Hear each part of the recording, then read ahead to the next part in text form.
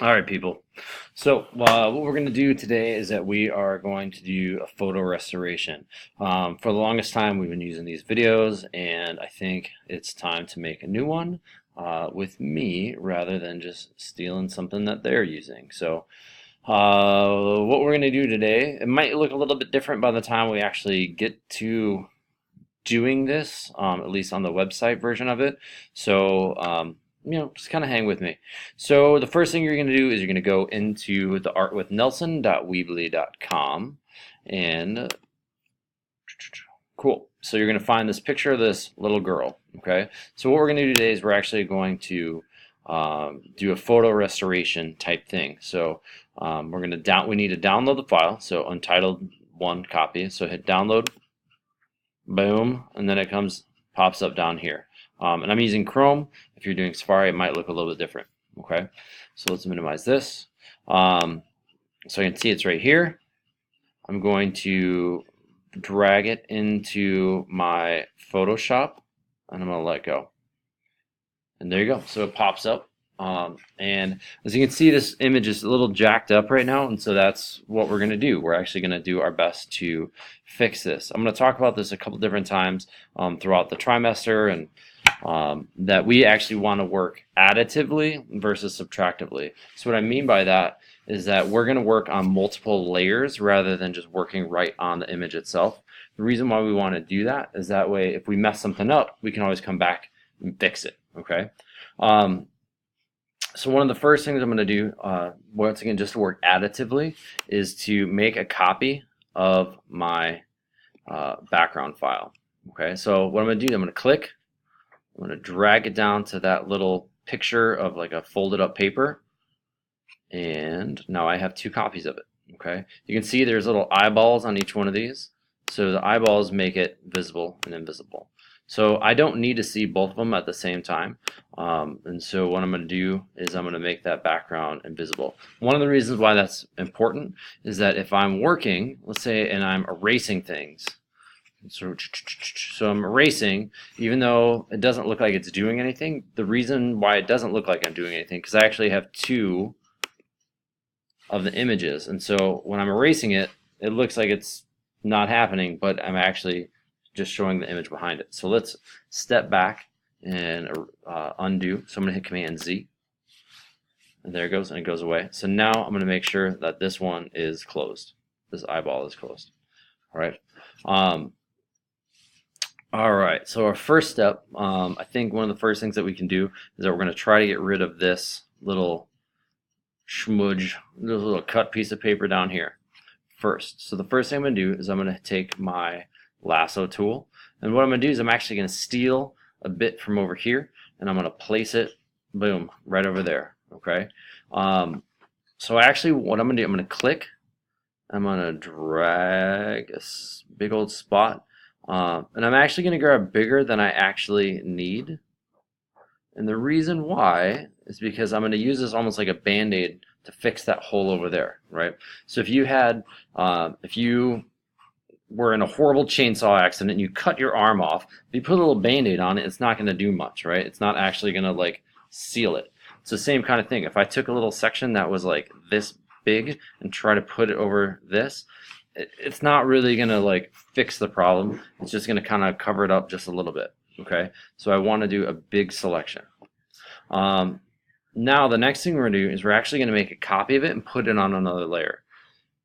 I'm going to kind of give you a cheat here. If you hit Command J, what that did, you notice it went away, and it actually created a whole new layer over here. All right, so what it did is it made a copy of what was selected and made it on a whole new layer. Once again, we're doing additively, not subtractively. Let's do install later, remind me tomorrow, even though that just keeps coming up every time. All right, so our next step is go to our pointer, our little arrow here, our selection tool. You can see now, for me at least, I have my auto selections on and my show transform controls. If you don't have that on, it's going to look like nothing happened. All right, if you can hit Command T, what that does is transform. All right, and then there's a couple ways we can do this. We can drag it over here, and I can actually just flip it by clicking and dragging. which actually I think this is a good way to do it personally, because that way I can be a little more selective with what I'm doing. I can line things up. I can kind of, you know, maneuver and manipulate it a little bit more.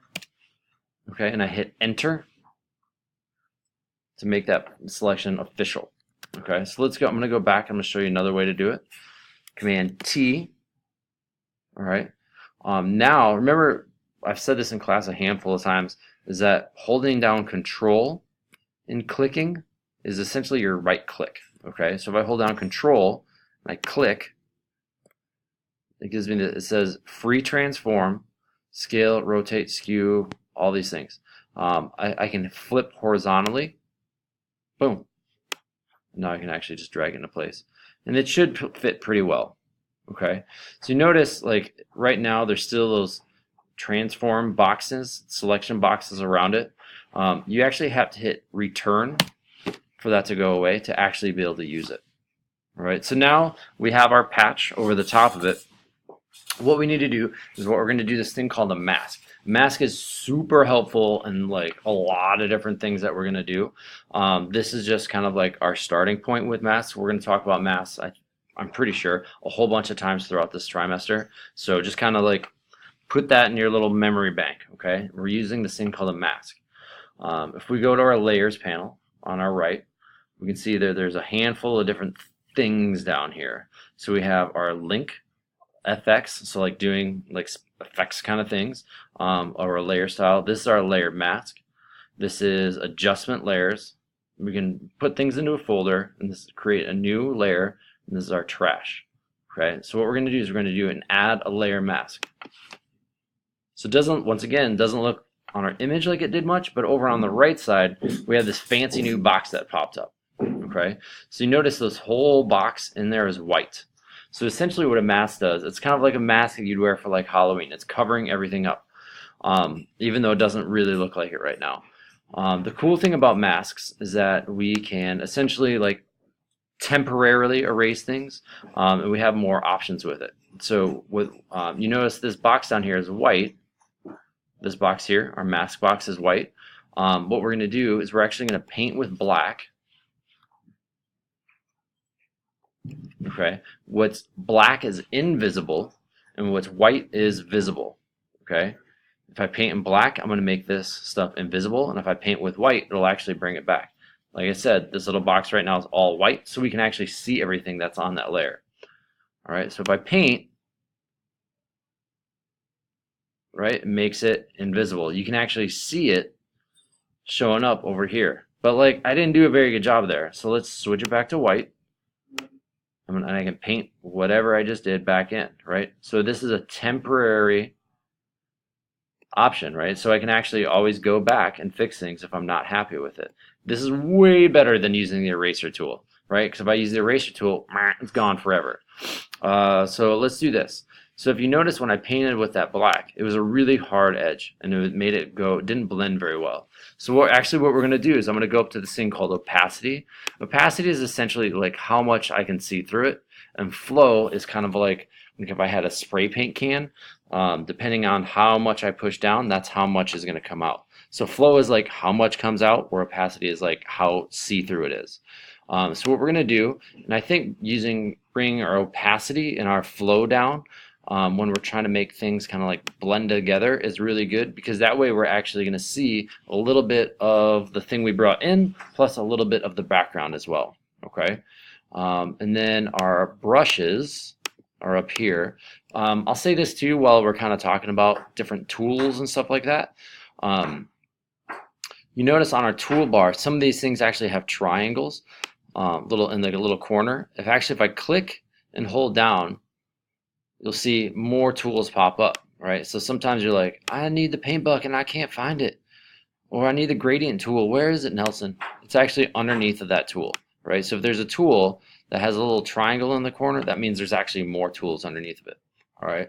The other thing that's kind of interesting, I don't know if it's interesting to you or not, another good thing to know is that if we look up here, this is kind of like our preferences bar for each of the different tools. So I click on the paintbrush, different preferences pop up. If I click on the clone stamp tool, different preferences pop up. Okay, so let's go to our paintbrush. Our opacity is low, our flow is low, and I'm on black, right? So black is going to make things invisible.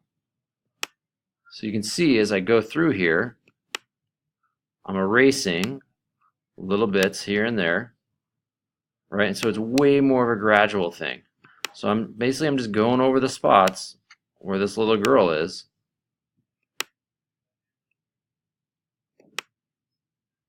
A lot of times people get to this point and they're like, oh, that looks way better.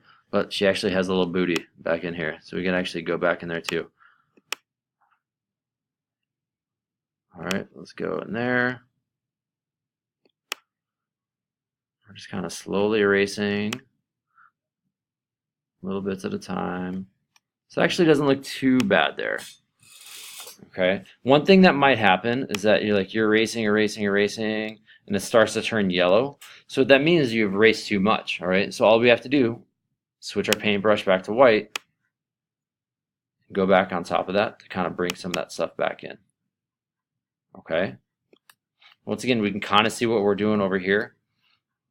And so that actually looks pretty good. I'm pretty happy with that. All right, so that's the first video. The next video, what we're going to do is we're going to go around and actually start cleaning up this edge a little bit. All right, cool. Next video coming soon.